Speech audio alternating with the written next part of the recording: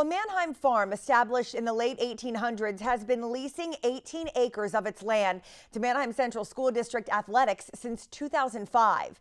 Now, their agreement coming to an end in 2020, district administrators hope to own that land entirely by way of eminent domain. News 11's Holly Hare reports. It's home to Manheim Central Athletics by way of a lease set to expire in 2020.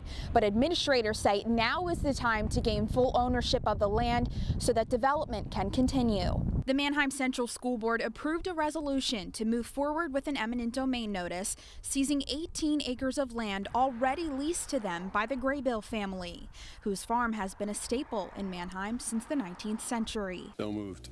Second. Our hope is because we do have an ongoing great relationship with the Graybills, that we would be able to come to some sales agreement. Dr. Aiken says the district has invested nearly $3 million in the property this far.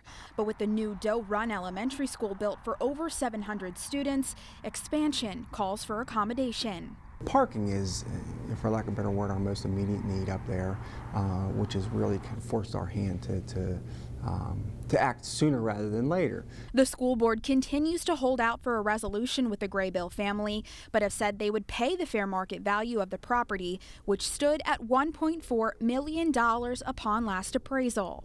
Ann Graybill, who still owns the farm, has plans to sell it to the school district on the terms she says were already agreed to. I am very happy to see the Manheim Central School own the majority of this farm at some point, but I would like them to honor the agreement that we already have.